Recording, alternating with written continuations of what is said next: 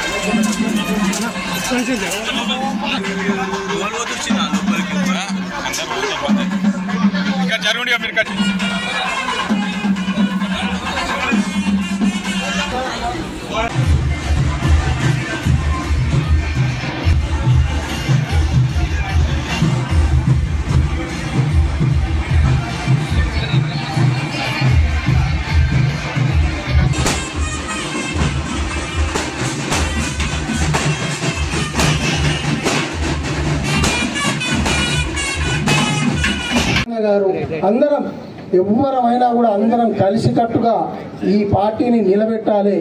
ఏదో రకంగా అంటే మీ అందరి సహకారంతో ఉత్తగాలేదు ఇది। అందరం కూడా ఎట్టి పరిస్థితుల ఎమ్మెల్యే పోయినంత మాత్రాన పార్టీకి పటాపంచలు అవుతుందని ఏదైతే పత్రికల్లో వస్తుందో అది జరిగే సమస్య లేదు। అది మేమందరం కూడా ఉంటుంది అని మరి హరీష్ రావు గారి దగ్గరికి పోయి మేమందరం మీ అనుకున్నామన్నా మీ సూచనలు సలహాలు ఇవ్వండి, మీ సలహాలతోటి మేమందరం ముందుకు పోతాం। ఎవరికి ఇన్ఛార్జ్ ఇచ్చినా సరే అందరం కలిసి పనిచేస్తాం, పార్టీని నిలబెట్టడం। రేపు పొద్దున పటాన్చెరులో మళ్ళీ బీఆర్ఎస్ పార్టీ జెండానే ఎగురుతుంది అని చెప్పి మాటిచ్చినాం। దానికి తగ్గట్టే ప్రజలు హరీష్ రావు గారు మా అందరిని కూర్చోబెట్టి ప్రతి ఒక్కరికి ఏ రకంగా ఏ మండలిని తీసుకుపోవాలి, ఏ రకమైన చిన్న చిన్న సమస్యలను కూడా అందరం చిన్నపిల్లల్లాగా పోయి చెప్పుకుంటుంది అన్ని అది విసుక్కోకుండా దాన్ని ఏ రకంగా రిజాల్వ్ చేయాలి, ఏ రకంగా ముందుకు పోవాలి అని చెప్పి మా అందరికీ చెప్తూ మమ్మల్ని ముందుకు తీసుకుపోయారు హరీష్ రావు గారు।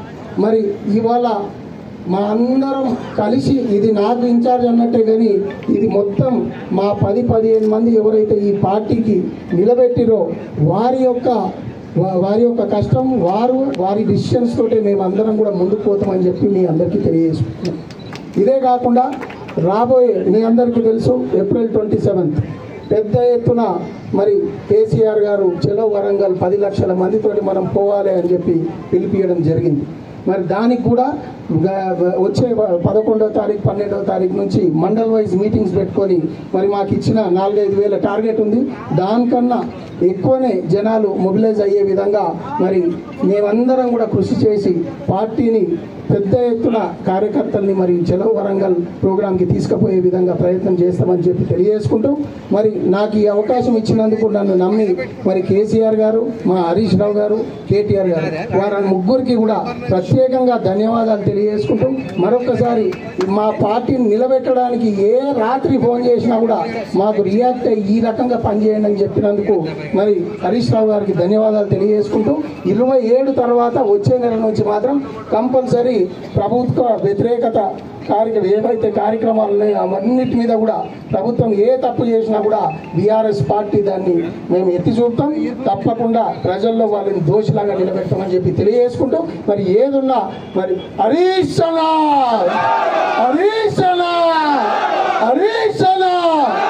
బీఆర్ఎస్ పార్టీ కేసీఆర్ గారి నాయకత్వం ధన్యవాదాలు తెలియజేసుకుంటూ సుధీర్ గారికి ఈరోజు రాష్ట్రం అంతా కూడా కేసీఆర్ వైపు చూస్తూ ఉంది. ఏడాది అర్థంలో కుల్లా అయిపోయింది. పాలేందో నీళ్ళేందో తేలిపోయినాయి. 10 ఏళ్ల కేసీఆర్ పాలన ఎట్లుంది, ఏడాది అర్థం రేవంత్ రెడ్డి పాలన ఎట్లా ఉందో ప్రజలకు కుల్లా అర్థమైపోయింది. రేవంత్ రెడ్డి అన్ని మాటలే తప్ప చేతలు లేవు అని ఇలా కుల్లా అర్థమైపోయింది. ఏం చెప్పిండు ఆ రోజు? చెప్పింది ఒక్కటన్నా అమలవుతుందా? మేము రాగానే ఎల్ఆర్ఎస్ ఫ్రీగా చేస్తాము, కేసీఆర్ గారు డబ్బులు లాగుతుండు అన్నాడు. ఇప్పుడు ఏం చేస్తుండే? ఎల్ఆర్ఎస్ ముక్కు విండి ఇలా పేద ప్రజల దగ్గర ఎల్ఆర్ఎస్ డబ్బులు వసూలు చేస్తుండు. ఆ రోజు ఏమన్నాడు? మేము వస్తే ఫార్మాసిటీ భూములన్నీ రైతులకు వాపస్ ఇస్తా అన్నాడు. ఇవాళ ఏమంటుండు? లేలే కేసీఆర్ 14,000 తీసుకున్నాడు, నేను ఇంకా 16,000 తీసుకుంటా అంటుండు. అంతా ఉల్టా. ఆ రోజు ఇదే పటాన్ చెరువు కాన్స్టిట్యున్సీలో జీవో 58, 59 కింద కొన్ని వేల మందికి పట్టాలు ఇచ్చిన పేద ప్రజలకు నేనే వచ్చి పంచిన ఆ రోజు కలెక్టర్ని పెట్టి. కానీ ఇలా రేవంత్ రెడ్డి వచ్చినాక 58 బంద్ పెట్టిండు, 59 బంద్ పెట్టిండు. పైసలు కట్టిన వాళ్ళకి కూడా పట్టాలు రాని పరిస్థితి ఏర్పడ్డది. అంటే మాటలకు ఎక్కువ, చేతలకు తక్కువ. అప్పుడు ఏమన్నాడు? రైతు బంధు ఇగో కేసీఆర్ 10,000 ఇస్తుండు, నేను రాగానే 15,000 ఇస్తా అన్నాడు. ఏమైపోయింది? కొండ 4 మంది వేస్తే ఉన్న 4 ఉడికపోయిందట. 15,000 కాదు కదా, 10,000 కూడా దిక్కులేవు కదా. వానకాలం రైతు బంధు ఇచ్చిండా? పెట్టిండు. యాసంగి రైతు బంధు ఏం చేసిండు? ఒక 40 పైసలు వేసిండు, 60 పైసలు ఎగ్గొట్టిండు. అంటే వానకాలం రైతు బంధు 9,000 కోట్లు, యాసంగి రైతు బంధు ఒక 5,000 కోట్లు ఎగ్గొట్టిండు. రెండు కలిపితే ఎంత? 9, 14,000 కోట్లు రైతు బంధు కింద కేసీఆర్ ఇచ్చే పైసలు రేవంత్ రెడ్డి వచ్చినాక బంద్ అయినాయి. ఏం మాట్లాడుతుండు? రుణమాఫీ చేసిన అంటాడు. చేసిండా? రుణమాఫీ అసలు ఇవ్వాల్సింది 49,000 కోట్లు. అసెంబ్లీలో చెప్పింది 31,000 కోట్లు ఇస్తా అన్నాడు. ఇచ్చింది ఎంత అంటే 16-17,000 కోట్లు ఇచ్చిండు. ఆ ఇచ్చిన 16-17 ఎక్కడి? ఈడ రైతు బంధు కోసిండు, గాడ రుణమాఫీలు వేసిండు. అంతే తప్ప కొత్తగా ఇచ్చింది ఏం లేదు. నువ్వు వానకాలం యాసంగి కలిపితే ఎగ్గొట్టిన రైతు బంధు పైసలు 13-14,000 కోట్లు ఎగ్గొట్టినావు. గా 13-14 తెచ్చి గీడ రుణమాఫీ చేసినా అని మాట్లాడుతున్నావు. మొన్న అసెంబ్లీలో అడిగిన రేవంత్ రెడ్డి, నీ కొడంగల్ ఏ ఊరికి చెప్తావో చెప్పు పోదాం. బట్టి విక్రమార్క నీ మధ్యలో ఏ ఊరు చెప్తావో పోదాం. లేదంటే మా పటాన్ చెరువుకి వస్తావా, మా సిద్దిపేటకి వస్తావా, రా. ఏ ఊర్లోనన్నా 100% రుణమాఫీ అయిందంటే నేను అక్కడనే ముక్కు నేలకు రాస్తా, నువ్వు రాస్తావా అని అడిగిన. తెలంగాణలో అత్యధికంగా 10-7 సీట్లు గెలిచి మెదక్ జిల్లా బీఆర్ఎస్ కు అండగా నిలబడ్డది. మనమందరం కష్టపడాలి. మళ్ళీ ఎప్పుడు ఎన్నికలు వచ్చినా 10కి 10 బీఆర్ఎస్, 10కి 10 బీఆర్ఎస్ గెలిపించి మనం కేసీఆర్ కు బహుమతిగా ఇవ్వాలి, ఇస్తామన్న నమ్మకం కూడా నాకు ఉన్నది. ప్రజలు మన వైపే చూస్తున్నారు, నమ్మకం మన వైపే ఉంది. తేలిపోయింది. రేవంత్ రెడ్డి అన్ని మాయ మాటలు, భ్రమలు, ఇవన్నీ నీటి బుడగలు అనేటువంటి విషయం ఇవాళ ప్రజలకు అర్థమవుతా ఉంది. ఇలా కేసీఆర్ మాట అంటే మాట మీద నిలబడ్డాడు, అభివృద్ధి పథంలో దీన్ని నడిపించి చూపించండి. అరేగా పటాన్ చెరువులో నేను రిజిస్ట్రేషన్ ఆఫీస్ శాంక్షన్ ఇచ్చిన, పటాన్ చెరువుకు ఆర్డీఓ ఆఫీస్ జీవో తెచ్చిచ్చినాం. రేవంత్ రెడ్డి వచ్చి ఏడాది అర్థమైనా ఆర్డీఓ ఆఫీసు రిబ్బర్గా తిరిగారు, రిజిస్ట్రేషన్ ఆఫీసు చాలు చేయరు. ఇదేం గవర్నమెంట్? కొత్త ఇచ్చుడు ఇచ్చిపెట్టండి. కేసీఆర్ ఇచ్చినవి కూడా నడవయా? ఆడ గంట పెద్ద సూపర్ స్పెషాలిటీ ఆసుపత్రి 200 పడకల ఆసుపత్రి పటాన్ చెరువులో కేసీఆర్ శాంక్షన్ ఇచ్చి ఆయనే వచ్చి స్వయంగా కొబ్బరికాయ కొట్టింది. ఏడాది అర్థమైనా ఇంకా దవాఖాన పూర్తి కాదు, ఆ పనులు ప్రారంభం కానటువంటి పరిస్థితి ఉంది. ఇవన్నీ కూడా ఇలా ప్రజలకు అర్థమవుతా ఉన్నాయి. నేను మీ అందరినీ కూడా కోరేది ఒక్కటే, గట్టిగా కష్టపడండి. తప్పకుండా మా నాయకులు, సీనియర్ నాయకులు అందరినీ కూడా నేను కాపాడుకుంటా. ఏ ఒక్క నాయకుడిని కూడా రేపు అన్యాయం జరగదు. మీకు తగిన గుర్తింపు, గౌరవం లభించే బాధ్యత నేను తీసుకుంటా. మీ అందరికీ ఎవరి స్థాయికి తగ్గట్టు ఎవరు కష్టపడితే వాళ్ళను కాపాడుకుంటుంది పార్టీ, ఆ బాధ్యత నేను తీసుకుంటా. దయచేసి అందరూ కలిసి పనిచేయండి. ఏప్రిల్ 27 వరంగల్ మీటింగ్కు పటాన్ చెరువు నుంచి పెద్ద ఎత్తున స్వచ్ఛందంగా కదిలొచ్చే విధంగా ఇప్పటి నుంచే ఏర్పాట్లు చేయండి. బ్రహ్మాండంగా వాల్ రైటింగ్ చేయండి, పోస్టర్స్ వేపియండి, ప్రజల్లో చైతన్యం తీసుకురండి.